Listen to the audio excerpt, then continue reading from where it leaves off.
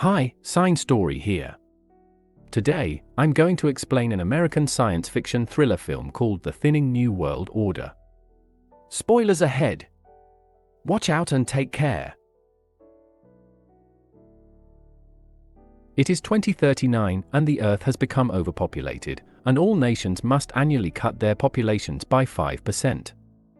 The United States implements the rule called thinning.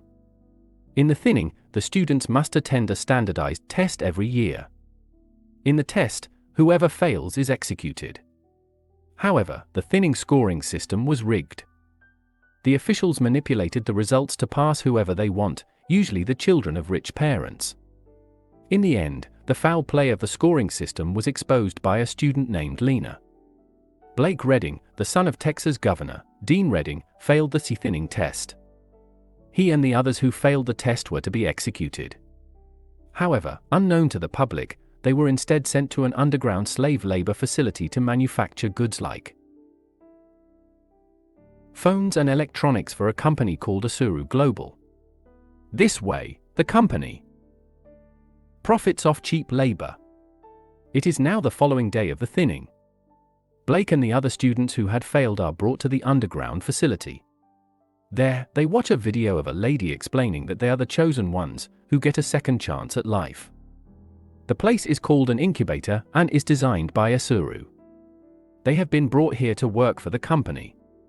Lastly, she reveals that the most productive member of the incubator program gets reintroduced to society. The people happily celebrate being alive. The system then tells them to go to their respective assignment room.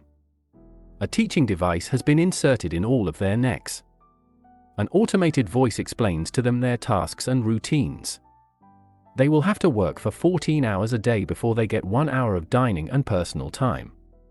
They will also get curfews, in which they have to go to their assigned beds and rest. While watching the videos, Blake notices his long-lost girlfriend, Ellie, in a clip. Blake goes looking for her and the two finally meet. Blake cannot believe that she is alive. Ellie tells him to meet her in an hour when they have a curfew. The two meet at the living unit and have sex. Later that night, Blake is talking to his friend, Heather, when a siren starts ringing in the facility. One of the workers is trying to commit suicide because he doesn't want to work anymore. A group of boys from below encourage the boy to jump. Cage is the leader of a group. The boy eventually jumps, but the guards lay the net right before and save him. It turns out that anyone who refuses to work is sent to an infirmary where they are injected with some kind of drug to docile them. Cage then comes to meet Blake at his living unit. He tells him that Ellie is his girlfriend now, and he should stay away from her. The following day at the cafeteria, Ellie sits alone at a table when Cage approaches and kisses her. Ellie seems uncomfortable the whole time. Heather and Blake watch the event unfold from their table, but cannot do anything. Cage and his team are called the Worthy. They are hand-selected by the incubator to supervise other workers. After the group leaves the table, Blake approaches Ellie.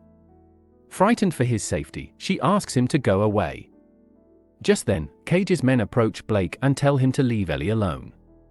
Blake fights the men, but soon, Cage intervenes and overpowers Blake. Ellie and Blake manage to run away from the cafeteria, but they are then caught by Mason King, the ex-supervisor of the thinning exam who has been relocated to the incubator after the thinning scandal. After catching him, Mason twists Blake's leg and breaks it. Back in the town of Texas, everyone is at Blake's memorial service, as Blake is presumed dead by the public after he failed the test. Many reporters try to interview his father, Governor Dean, as he exits the premises. Laina has been on the press's radar after she successfully exposed the foul play of the thinning scoring system. The reporters try to interview her, but she dismisses them. The thinning fraud incident has caused a huge dent in Dean's reputation. He managed to blame the foul scoring system on Mason King, the exam supervisor, but the DPC has appointed a private investigator named Agent Joanne Morris to investigate the incident. Agent Joanne visits Laina at her home the following day. However, Laina doesn't provide her with any important information, so Joanne gives Laina her card and leaves. Just then, a man knocks on her door. It is a security guard named Jack, who has come to invite Laina to meet Dean. Later, we see Laina at Dean's. He reveals that he wants her help in his campaign for the presidential election. She strictly denies the job and leaves.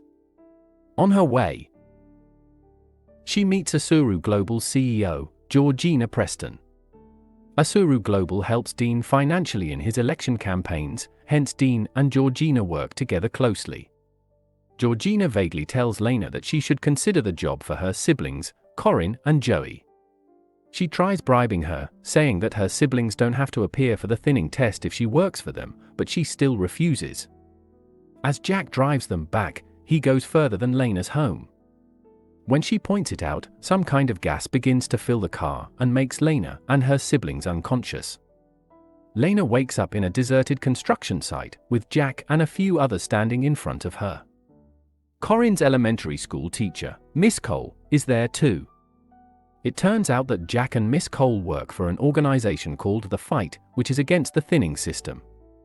If Dean is elected as the president, the thinning will never end, so they need Laina's help to work as their spy. They want her to take the job Dean just provided. Laina agrees. Meanwhile, Laina's best friend, Kellen, gets a job as an intern in the TV news company with a news reporter named Wendy Banks. That day, Kellen is doing his research on the after process of thinning. He realizes that no one handles the dead bodies after execution. At night, he goes to Laina's and asks her to join him at the cemetery. The two go there and dig up Blake's grave, and are surprised to find his coffin empty. Cut to 8 months later. It is 2 weeks until the election date. Dean has been campaigning for the elections and Laina continues working in his support. She has also been constantly providing Miss Cole with all the information she could gather. That day, they meet at a construction site again. Laina is furious at being made to support Dean Redding's ideas. She accuses them of doing nothing they promised to. Miss Cole calms her down and tells her that they now know that all the necessary information is in Georgina's computer. They provide her with a device to access her computer. Laina has to now figure out a way to get to Georgina's computer undetected. Meanwhile, Blake and the others have been working in the incubator for the past 8 months too. Blake's leg has still not healed. He limps when he walks. He has not been able to communicate with Ellie either. That night, Cage and his group come into Blake's living area while he is asleep. They gag him and hit his leg repeatedly as he whimpers in pain. The following day, he goes to Dr. Langley's clinic and tells her that he fell in the shower. When he comes back, he tells Heather to inform Ellie to be at Cage's boxing match the next day. Meanwhile, Kellen manages to crack the secret of the labor camps, saying Asuru Global doesn't have a manufacturing area on their campus and they have been insourcing military rations from a company called TX Pack, being able to serve food to 100,000 people per year. However, his boss Wendy dismisses him, saying that without a photo or video evidence, they cannot publish the story. When he gets in his car that day, a masked man from the back seat tries to suffocate him. He somehow manages to free himself and flees to Laina's house. He knows that someone from Asuru is always listening, so he informs Laina of his revelations by writing in a notebook. It is now the day of the election. Laina drops her siblings off at Miss Cole's and leaves for the Asuru's building, where Dean and his supporters patiently wait for the election results. Laina kisses Jack in the elevator, and the two wish each other luck. Sometime later, Laina goes to the restroom, where a security guard escorts her. Meanwhile, at the incubator, Blake is at one of Cage's matches when he presents himself to fight Cage. The whole crowd watching the match goes silent. Blake wants to be the leader of the group if he wins. Cage agrees to the challenge. They then fight. Even though Blake's leg is injured, he overpowers Cage. The crowd starts chanting Blake's name. After an intense fight, Blake wins. Meanwhile, Ellie is in her bed and isn't moving. When the guards come near her, she attacks them, determined to get out of the facility. The guards eventually restrain her and take her to the infirmary for her punishment. After his win, Blake gathers Cage's group and tells them that none of the students from the thinning are killed. They are brought down for cheap labor. He also reveals that the reintroduction to society is a lie and they will be stuck there forever. After a lot of convincing, the group finally agrees to work together to fight the system. Blake and one of the guys go to get Ellie, while others go to the cafeteria. Laina, on the other hand, jumps out of the bathroom's window and somehow manages to reach Georgina's office. There, she uses the hard drive that Miss Cole gave her to gain access to the computer. She finds out all the camera footage from the incubator, and is beyond surprised and delighted to see that Blake is alive. She quickly transfers all the information to the hard drive. However, while she is in the office, Georgina is about to come in. Jack stalls her, saying that Dean wants to meet her urgently. Till then, Laina takes the hard drive and gets back to the restroom. However, after being caught in a lie, Jack is restrained by the guards. Laina then quickly calls Agent Joanne Morris, who had been appointed to investigate the thinnings case. At the incubator, Blake deliberately hurts himself to be taken to the clinic where Ellie is. There, he and a friend get rid of a guard and stop the doctors from injecting Ellie with a drug. The two then take out the tracking device in their necks and flee. In the cafeteria, Cage and a guy start a fight as their plan to stall the guards. Soon, all the other workers join, creating chaos. Mason gets to know this and goes to the cafeteria with other guards. He is furious and checks Blake's tracking device to see he is in the clinic.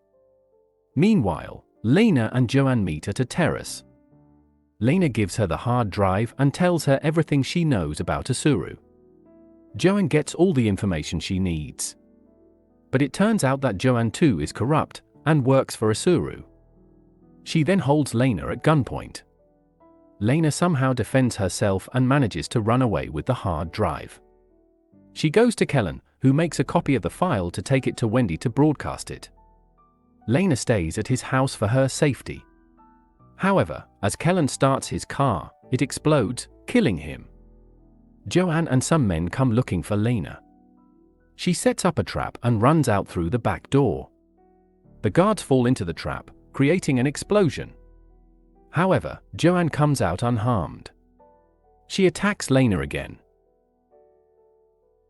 But this time, Laina pushes her off the stairs, killing her. Meanwhile, Jake and Ellie dress up as the nurses and run through the basement of the incubator. Mason follows them behind. The two find a ladder reaching the top of the tunnel and climb up, eventually getting out of it. They celebrate happily and are about to run when Mason reaches there and attacks them. Elsewhere, at the Asuru building, the election results come out in the favor of Dean. Everyone celebrates happily. He is now the new president of the United States. Meanwhile, Laina finally reaches the BNC News Center and shows Wendy Banks the proof. They quickly rush to the opening of the incubator in a chopper. They broadcast Mason fighting Blake. Dean sees the broadcast and is beyond surprised to see his son still alive. Still, he gives his first presidential speech. Dean's PA tells Georgina that there is no way around this scandal now. However, Georgina has a plan.